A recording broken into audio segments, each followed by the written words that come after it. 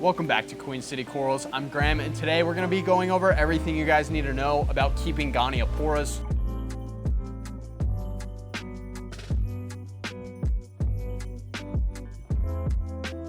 They have been one of those corals that's been a bit of a mystery. Some people have great luck with them and they do fantastically.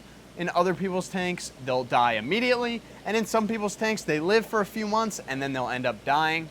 Now, there are a few different reasons for these different outcomes, and we'll get into those shortly. But the first thing I'm going to touch on when we're talking about Gonioporas is going to be aquacultured versus wild.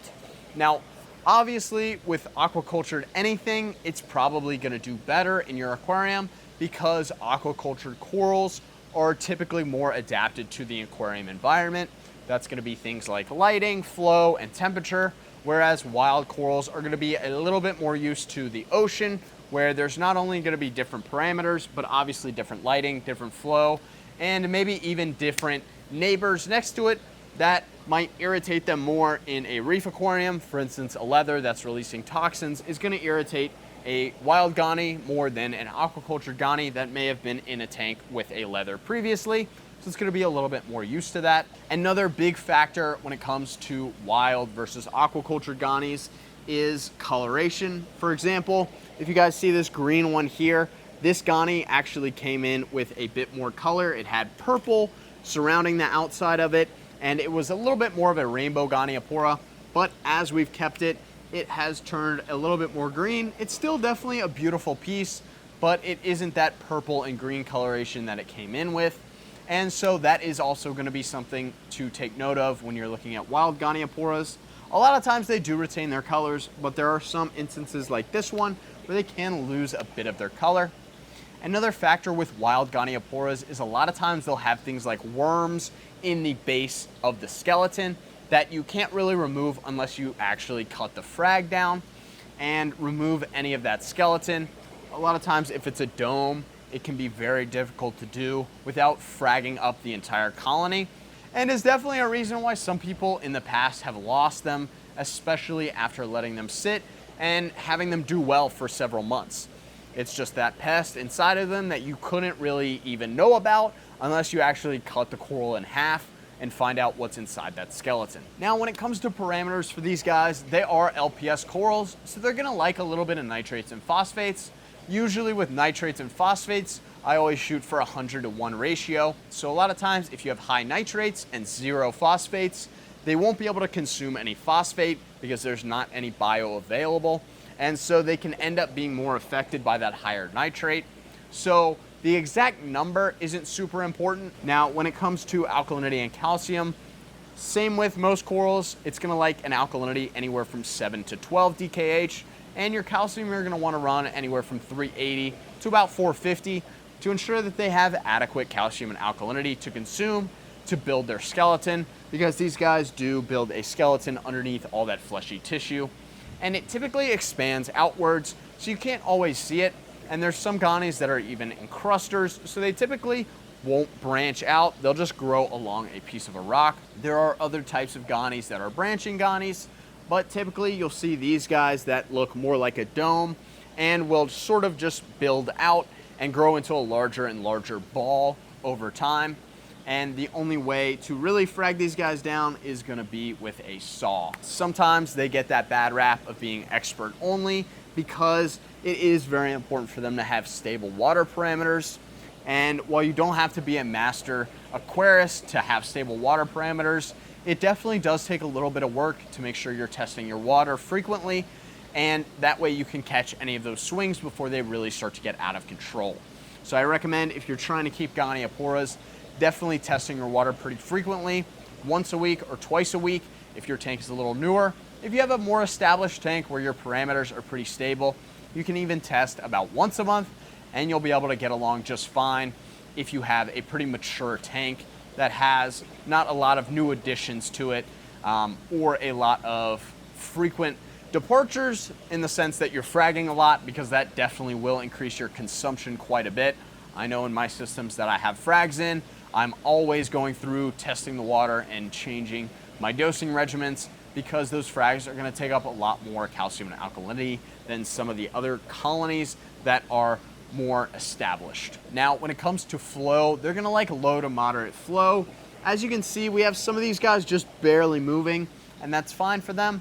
But in some of our other tanks, we have a little bit more flow, and you can see them waving pretty well. All of these flow levels are gonna be fine for the Gonioporas. Honestly, a little bit more flow than this can typically get them to grow a little bit faster, but we have some other inhabitants in this tank that we have to consider. So we have the flow a little bit lower on this one, but they are gonna be able to tolerate a pretty wide range of flow. It's more important that you slowly adjust them to it, and especially when you first put them in the tank, if you're able to give them a little bit lower flow as they adjust to your aquarium, that's definitely gonna be very beneficial in the long term for their ability to adapt to your aquarium and start growing well for you. Now, in terms of lighting, these guys can also handle low to moderate lighting. So I would say a par anywhere from 80 to about 200. Some people will give them higher par. I know some people who've given them 350, 400 par, and that is definitely adequate, and they definitely can handle it, especially if they have higher nutrients, but you definitely want to acclimate them to that lighting, especially if you're getting them from a place that doesn't have them in that high lighting. So for instance, if you're getting one of these Goni frags from us that's sitting in anywhere from 80 to 120 par, you're gonna want to acclimate that slowly if you're trying to bring it up to 300, 400 par, because they are definitely gonna bleach out if you move them right into that par right away. Now, like most corals, you don't need to feed Goniopora, but they definitely will benefit from feeding in both their coloration and their growth. Typically, what I feed these guys is gonna be powdered foods, so that's things like Reefroids, and I also really like Gonio Power for Gonis. It is a product by Two Little Fishies, and I've definitely seen very good results from Gonis that are fed that. I believe it is a slightly different formula to some of the other foods, and it definitely provides pretty good nutrition for these guys. Of course, you can also feed liquid foods like amino acids.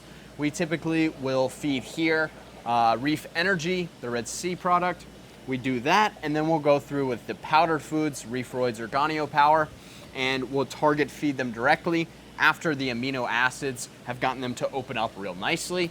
And that seems to be a good combination for feeding. The only thing is you want to watch your nutrients, because with any type of feeding, you can definitely spike up your nutrients, which will then end up harming your corals in the long run because your nutrients can get too high. I'll recommend starting with a small amount of food, testing your water a couple days later, making sure that it didn't bump up your nutrients too much, and then slowly increasing that amount of food you're feeding as you continue to test your water and see the effects of that amount of food on your water quality. And the final actual secret for keeping Gonioporas is gonna be your trace elements. Now, there's been a lot of talk recently looking into manganese as a trace element that Gonioporas seem to very vitally need. And I can tell you from personal experience that I've had Gonis that were closing up. I sent out an ICP test. I noticed a few trace elements on there were missing, but in particular, I started dosing manganese, mainly just because that was one of the trace elements that I had on hand.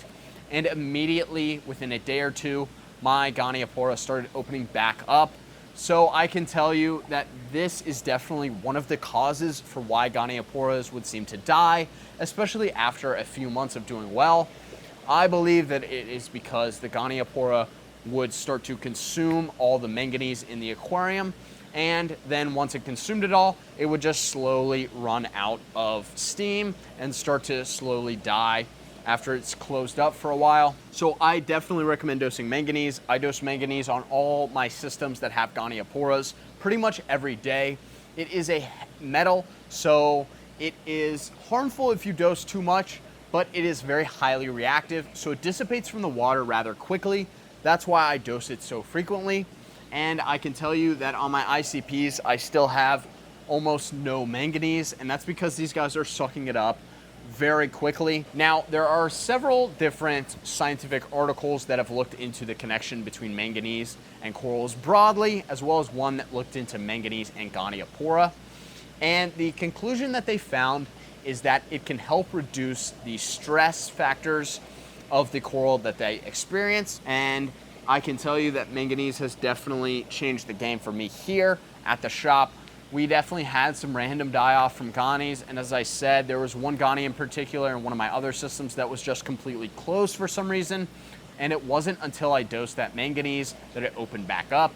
This was a coral that was doing well for a while, and then started to close up and not do as well, and then once I started dosing that manganese, it popped right back open, and it's been growing faster than I've ever seen it grow before. While there's not a ton of clear evidence from manganese, and it's mostly gonna be circumstantial and individual, I can tell you that I have not run into any problems dosing manganese, especially as long as you add it adequately and don't overdose it.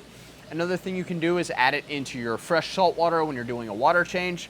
And that way, when you're adding that new water in, it adds that manganese for you without worrying about it not mixing thoroughly enough. You can mix it up into that new salt water, and then when you turn your pumps on, it'll all mix up together. This is one way to make sure that you're consistently adding it if you're not going through and hand dosing your tank every day like we are able to do here at the store, because we spend a lot of time maintaining these tanks. Obviously at home, you might not want to spend every day going through and dosing a bunch of trace elements. So I recommend adding it to your salt water when you do your water change, either weekly, bi-weekly, or even monthly, to make sure that you're keeping up with that manganese level so that your Gonioporas are able to really thrive rather than just survive. I hope you guys enjoyed this video all about keeping Gonioporas. If you did, make sure to leave a like down below. And if you want to stay up to date with all of our latest content, you can subscribe to our channel. And if you guys have any more tips on keeping Gonioporas, make sure to leave those in the comments down below. And I will see you guys in the next one.